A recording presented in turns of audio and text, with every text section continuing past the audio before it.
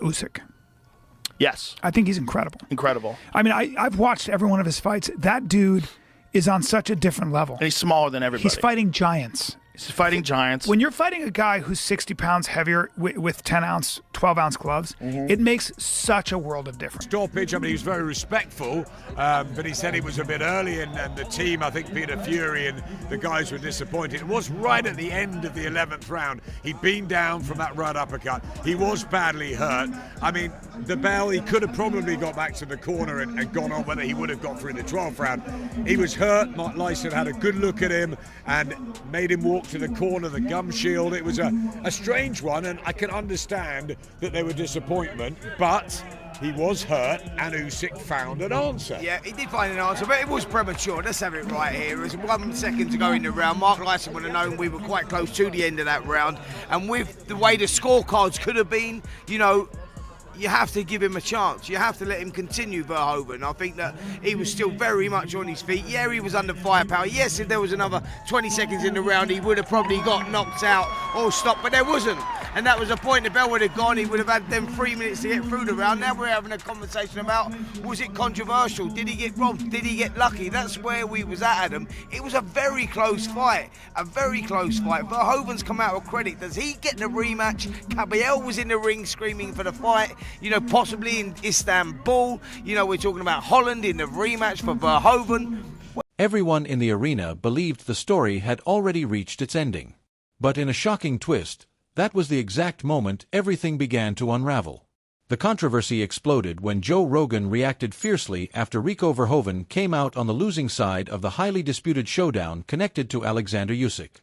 Since then, fans everywhere have been questioning what they witnessed, convinced that something felt off long before the final result was announced. Odd referee decisions, puzzled reactions from those watching, and one particularly questionable moment have sent the internet into a frenzy. Was this simply a major officiating mistake that changed the outcome, or was there something unfolding behind the scenes that no one was ever meant to see? Stay with us, because the details only get stranger from here. Go no matter what. Y'all was gonna rob Rico no matter what. Why the hell do the scorecards look like that? You telling me y'all think Usyk was winning some of them rounds? He wasn't doing the goddamn thing the whole fight. He was scared to come at Rico because Rico was so unorthodox that he coming at him the whole fight like he didn't know what to do with it. So he stood there. If it wasn't for that knockout, I get it, it's boxing.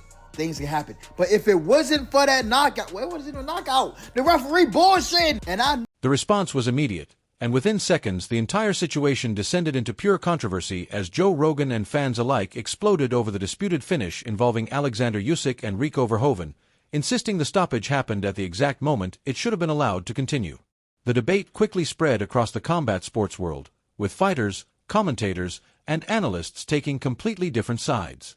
Some defended the decision as a necessary move to protect a competitor from further damage, while others viewed it as a shocking robbery that altered the course of the fight and changed the entire outcome in an instant. The guy who's the champ right now. He's the man. Oh, he's an animal.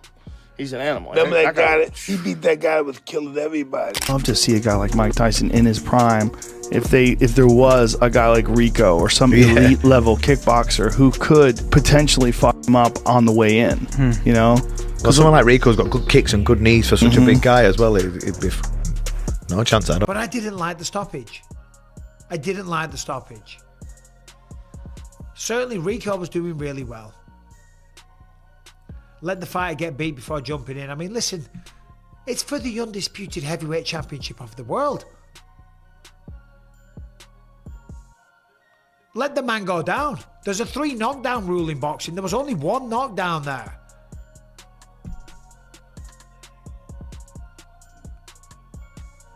Yeah, hey, listen, fair play to Usyk, right? Fair play to him. Gets the job done, drops him in the 11th, follows it up with a nice combination. Long before the controversy exploded, before the outrage flooded social media, and before the internet transformed into a courtroom where everyone had a verdict but no one had the full truth, a completely different narrative was taking shape inside the ring. It was a story that few expected to witness, one where Rico Verhoeven was doing far more than just holding his own. Round by round, moment by moment, he He was tearing down expectations and forcing people to rethink everything they believed would happen. Meanwhile, Oleksandr Usyk found himself in unfamiliar territory, dealing with a level of pressure and discomfort rarely seen throughout his professional career, trapped in situations he could not easily control or escape as the momentum slowly began shifting in a direction nobody saw coming. Tremendous champion. I love it. I love everything about him, what he stands for.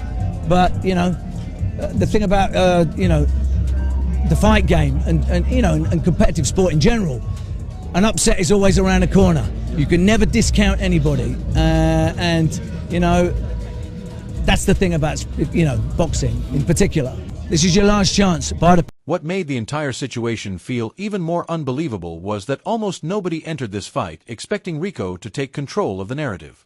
He was known as the towering king of kickboxing, stepping into a boxing world where he was supposed to be facing one of the sport's most polished minds, an Olympic-caliber technician who had already shattered countless expectations in the heavyweight division. On paper, the matchup seemed straightforward, a challenge to measure his limits, perhaps even a lesson against elite boxing experience. But once the action unfolded, the script began changing in ways few could have predicted. What looked like a routine test started evolving into something much bigger, something that threatened the very structure of what fans and experts believed was supposed to happen, and with every passing moment, the established order appeared to be standing on increasingly shaky ground. You'd be proud of him. He's now put himself as one of the great performances in a heavyweight world title fight. How proud are you of Rico? I'm very proud of him. You know, it was nice what His Excellency Turki Al-Sheikh said. He said he'll stop soon, I want a rematch. You know, that's what he's seen, you know, so it's an incredible event. And I'm going to thank His Excellency for the show, letting an Usyk, giving Rico the chance. And Usyk said to me, he said, Peter, I know Rico, I know what he's about. He said, and I knew this was going to be a hard fight. He knows. From the very first bell, it became clear that Rico was bringing problems nobody had fully prepared for. His size, unusual timing, and unpredictable rhythm created situations that seemed absent from every pre-fight breakdown. Usyk, a fighter famous for controlling distance and dictating the pace like a grandmaster moving pieces across a chessboard, suddenly found himself responding rather than commanding. Each time he attempted to regain control and reset the action, Rico was already in front of him, cutting off space, forcing exchanges, and turning the contest into something far more chaotic than a traditional boxing match. It felt like a storm with direction, pressure that never completely disappeared no matter how hard Usyk tried to slow it down. As the fight moved into the middle rounds, an unexpected shift began unfolding right before everyone's eyes. Usyk was still sharp, still landing accurate shots, and still displaying the movement and intelligence that had made him one of the sport's most respected champions. Yet somehow the momentum refused to follow him. Instead, Rico appeared to be growing stronger with every passing minute, becoming more comfortable, more confident, and more willing to push the pace. The atmosphere inside the arena slowly started changing. Fans sensed it first. Then commentators began acknowledging it. Soon after, social media exploded with the same realization spreading from screen to screen. This was not the fight people had predicted. Usyk was not effortlessly cruising toward victory, and Rico was not breaking down under the pressure. In fact, the longer the battle continued, the more uncertain every prediction became. Then came the moment that changed the entire conversation. Late in the fight, Usyk fired a perfectly timed uppercut that landed clean and briefly shook Rico. It was the kind of shot that instantly reminded everyone why champions are never out of a fight, regardless of how difficult things become. Rico stumbled for a moment, gathered himself almost immediately, and the crowd erupted as if the entire storyline had suddenly been rewritten. But what happened next would spark an even bigger debate, and few were prepared for where the controversy was about to lead. Usyk, don't get me wrong. That fight should not have been stopped right there. The bell rang. We should be going into the 12th round. There ain't no way that fight should be stopped. Now, if he finishes him in the 12th, cool. But right there, he didn't finish him. That's a bad stoppage. That's corny. They played into the legacy with that one because Usyk won, what, 2 rounds? Come on now. You gotta let that go into the 12th. Bro is about to have the upset. At that precise moment, the fight seemed to split into 2 completely different stories, and depending on who was watching, both versions felt equally believable. One side saw Usyk finally discovering the opening he had been searching for, the breakthrough that could completely change the outcome in the closing stages. The other side believed Rico remained firmly in command, merely reminded that in boxing, a single punch can change perceptions even when the overall momentum still favors you. Then came the sequence that would ignite the controversy and overshadow almost everything that happened before it. Near the end of a tense round, Rico continued pressing forward while a visibly tired Usyk worked to create space along the ropes. It wasn't a desperate collapse, nor was it one of those prolonged clinch-heavy moments where action disappears. Instead, it was a pressure-filled exchange where every movement seemed important and every second carried weight. Rico targeted the body, Usyk tightened his guard, and in that brief instant, the referee stepped between them. What followed transformed the fight from a sporting contest into a heated argument that would spread far beyond the arena. The intervention arrived at a moment many viewers felt the action was still very much alive. More importantly, it happened when the momentum of the fight appeared to be hanging in the balance, ready to reveal its direction. The stoppage interrupted the sequence, separated both fighters, and reset the situation in a way that immediately divided fans, analysts, and former fighters into opposing camps. Some viewed it as a responsible decision made in the interest of control and safety. Others saw it as a costly interruption that arrived at the worst possible moment. And once the final bell was no longer the main story, the internet took over. Clips were replayed endlessly, frames were frozen, angles were examined, and every detail was dissected. A single moment became thousands of opinions, and before long, one exchange had evolved into a worldwide debate that refuses to disappear even now. The real question is whether people were arguing about what actually happened, or about what they believed was about to happen next. The biggest robbery, one of the biggest robberies, if not the biggest robbery in boxing history. If you did watch, you witnessed the biggest robbery in boxing history. This was the most diabolical, gut-wrenching, disappointing situations I've ever seen in the sport of boxing. Two-division undefeated, undisputed champion, Olympic gold medalist, who should have a loss on his resume.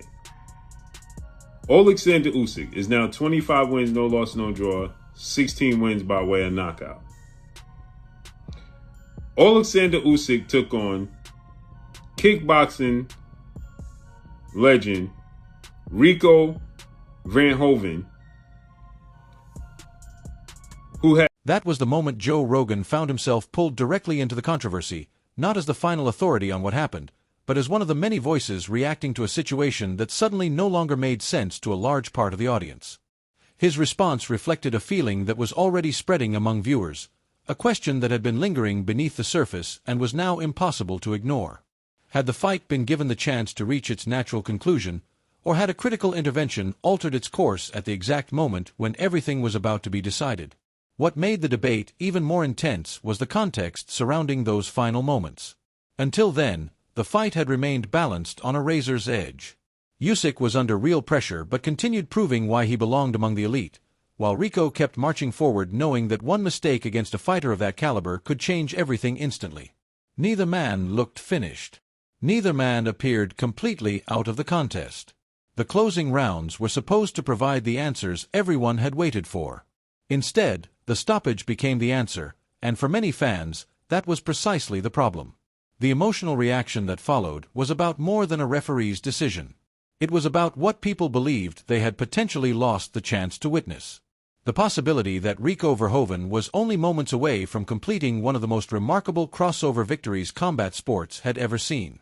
A result that could have challenged long-standing assumptions about the gap between elite kickboxing and elite heavyweight boxing.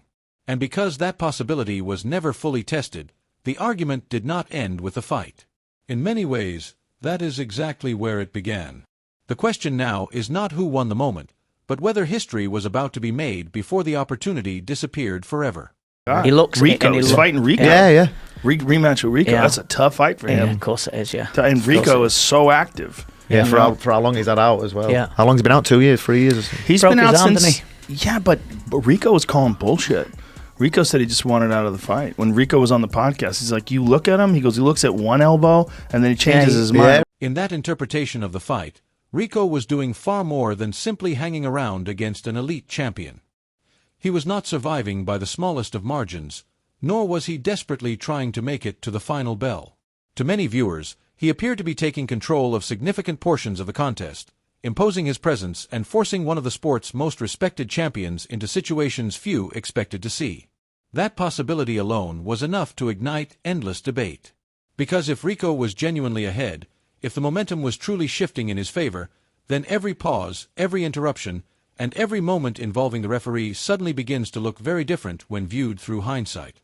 This is where combat sports become complicated, because perception can transform a single moment into two completely different realities. One person sees necessary protection. Another sees critical interference. And the difference often depends on what they believe was about to happen next. On the other side of the argument, Usyk supporters pointed to the qualities that had defined his entire career. They highlighted his toughness, his ability to adapt under pressure, and the pattern seen so many times before where elite champions appear vulnerable before suddenly taking command when it matters most. From their perspective, nothing had been taken away, nothing had been prematurely decided, and the outcome remained uncertain right up until the official conclusion. Yet controversies like this rarely remain confined to scorecards and technical breakdowns. Once doubt enters the conversation, the fight begins living a second life beyond the ring. It becomes about emotions, interpretations, and unanswered questions. More than anything, it becomes about the lingering feeling that a story was interrupted before it had the chance to reveal its ending. And sometimes, those unfinished endings create bigger legends than any final result ever could. What makes this fight so unforgettable is that people are still arguing over the ending because deep down, many believe they never truly got to see one. Just almost embarrassed the whole sport of boxing, bro. It seems like when it comes to heavyweight boxing, at least, like kickboxer, people who do MMA or whatever can transition over to heavyweight boxing and take over, bro. This is crazy, bro. This is so crazy. If he, I just wish, because I was watching it, if Rico wouldn't have got a little tired and keep just putting his head down and then coming forward and swinging like that, he would have never got caught, because throughout the whole fight, it seemed like he was winning most of the rounds at least, right? And then the commentators were like, maybe all he needs, Usyk in this case, And that is exactly why this argument refuses to fade away. Because in a heavyweight fight between two elite athletes, where momentum shifts are subtle rather than explosive, and where a late interruption suddenly alters positioning at a crucial moment, the outcome stops being just an outcome. It turns into a question that keeps reopening itself every time the footage is replayed. Was it a necessary stoppage made to protect the fighters, or a decision that unintentionally erased the most decisive sequence of the entire fight?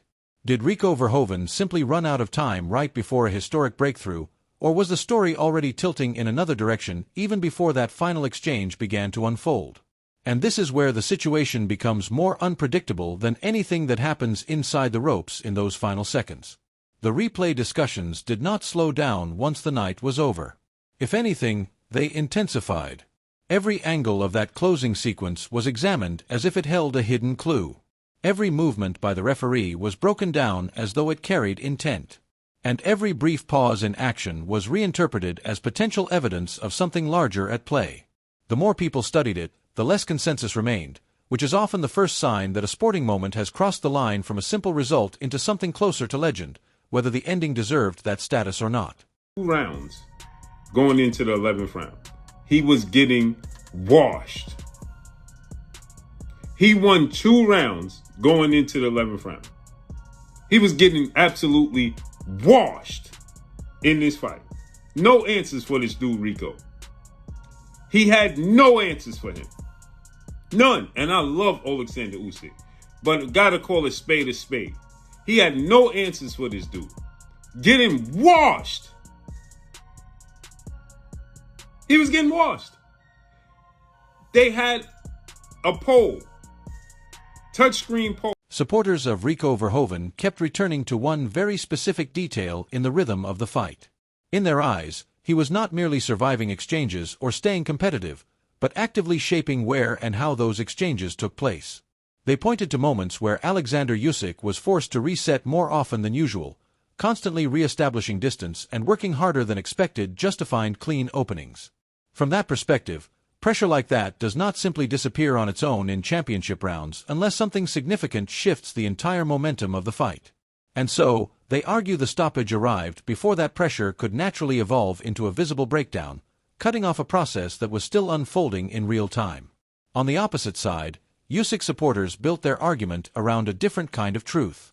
They emphasized that controlling phases of a fight in the early and middle rounds does not guarantee control in the final stretch, especially against a fighter known for elite conditioning, adaptability, and late-round intelligence. To them, nothing had been decided yet, and the championship rounds were still where the real separation would have happened. What makes this debate so difficult to settle is that both perspectives hold weight when removed from emotion. Each side can sound completely logical in isolation, yet neither can fully eliminate the other because the ending removed the only element that could have settled it beyond doubt: time. And that is exactly where the conversation drifted away from technique and entered something more psychological. Even Joe Rogan's reaction became part of that shift, functioning almost like an amplifier for the collective uncertainty, giving voice to what many viewers were already feeling but could not confidently articulate in the moment. It's going to be a draw. It was going to be a draw. It was going to come down. Rico did what he needed to do. He just got reckless at the end. If he would have just finished off the way he was doing, he would have been in the clear. No, they would have robbed him. They was going to rob him. They were going to say it was a draw. Or they was going to give the extra point to Usyk to say he won it by split, some type of weird decision or some shit. But they were not going to let Usyk come out of that fight with a loss. That was not going to happen. As the clips began circulating across platforms, the discussion didn't settle. It evolved into something even more fragmented, with new interpretations forming almost every hour. Some viewers insisted the referee was responding to damage that appeared far less dramatic in slow motion than it did in real time, where speed, impact, and positioning can completely change perception. Others believed the stoppage came from a deeply cautious approach, one shaped by the reality of heavyweight exchanges where a single clean shot can alter everything in an instant, making early intervention feel like a safer call than delayed reaction. And then there were those who rejected both explanations, arguing that what happened was far simpler and more human: a poorly timed interruption at the worst possible moment in a high-pressure sequence where control was still actively being contested. At the same time, analysts who went back over the footage started focusing on a detail casual viewers often overlook: how fatigue quietly erodes defensive timing in championship rounds. A fighter can still look composed, still stand upright, still appear aware, yet their ability to reset under sustained pressure can shrink just enough to influence how referees interpret prolonged exchanges against the ropes. Even so, much of the public frustration was never rooted in rule misunderstanding. It was rooted in timing itself. Because the stoppage didn't arrive during a clear pause, a reset, or a lull in action. It came in the middle of rising pressure, when positioning was still being fought for, when momentum was still forming, and when both fighters were still deeply engaged in shaping what the next moments were going to decide. And I think that we were all so surprised because Rico was really given no chance. I mean, everyone said he's got to climb a pyramid or more to even get anywhere close to Usyk. Predictions were, from all of us, pretty much Usyk by stoppage. And it seemed like he was getting into gears, and even though maybe he lost some of those early rounds, I mean, the scoring, Mike Coppinger had it very wide to Verhoeven. Others maybe had it more to Usyk. Whatever happened, Rico got back right into it and put the pressure. That is exactly why the reaction came so fast, and why it split so sharply across different audiences, because at its core people were never really debating whether intervention is allowed in a fight. The real argument was about whether it was necessary at that exact second, in that exact sequence, when everything was still unfolding. And once a question like that enters the conversation, it becomes almost impossible to remove from the story. Even the post-fight breakdowns struggled to bring closure. Some analysts focused on the earlier rounds, pointing out that Rico had already built meaningful control and momentum across significant stretches of the fight. Others pushed back, arguing that Oleksandr Usyk's championship pedigree meant he was never truly out of position, always capable of making late adjustments that could completely shift the final outcome. Both interpretations sound reasonable when viewed in isolation, yet neither can be fully confirmed because the only thing that could have settled it never actually happened: the continuation of those final moments. And that absence is what keeps the debate alive. The other half of the story is built entirely on what people believe was about to unfold, and that imagined ending changes depending on perspective, timing, and how recently the replay was watched. As a result, the fight stops being a single conclusion and instead becomes a lingering uncertainty that refuses to close. If those final seconds had played out differently, would the entire controversy collapse in hindsight and feel exaggerated, or did the stoppage actually interrupt a turning point that was already in motion? And until that question finds a universally accepted answer, this fight will remain exactly what it has become. Not just a result in boxing history, but a debate that refuses to end.